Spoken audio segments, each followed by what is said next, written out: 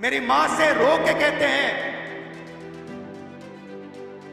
कि सोनिया जी मैं जेल नहीं जाना चाहता हूं। दिल्ली में मुलाकात नहीं की थी, ये मैं स्पष्ट तौर पे कहना चाहूंगा।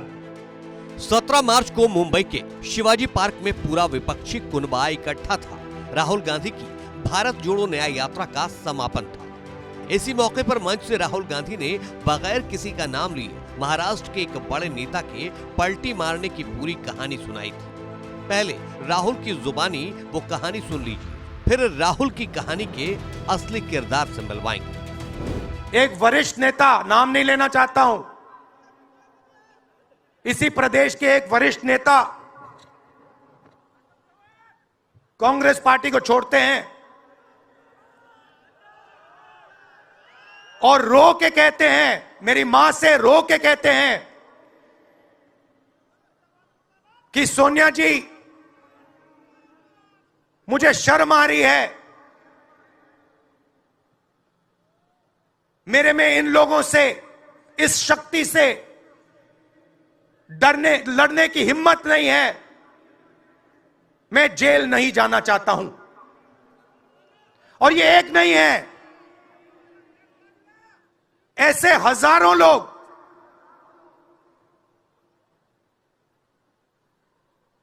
डराए गए हैं।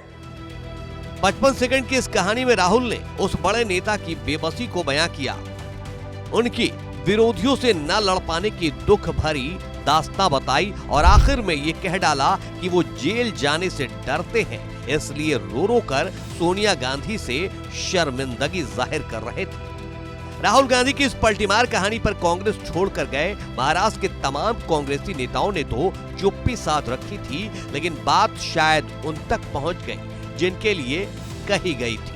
तभी तो 24 घंटे के भीतर अशोक चौहान सफाई देने कैमरे के सामने नमूदार हो गए। जो उन्होंने विधान कल मुंबई के पब्लिक मीटिंग में राहुल गांधी जी ने जो बयान दिया है, वो किसी का नाम तो उन्होंने लिया नहीं।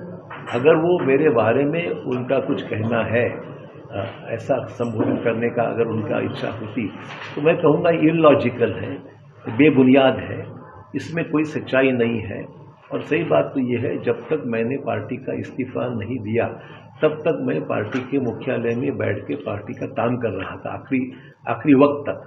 अगले दिन मैंने जब जाके स्पीकर के पास मेरे विधायक का मैंने जब इस्तीफा दिया, मेरे एमएलए के मेंबरशिप का जब मैंने इस्तीफा दे दिया स्पीकर के पास, तभी ये बात बाहर निकली कि मैंने इस्तीफा दिया। उसके बाद तुरंत मैंने कुछ ही क्षणों के बाद में मैंने पार्टी का ही इस्तीफा दे दिया है।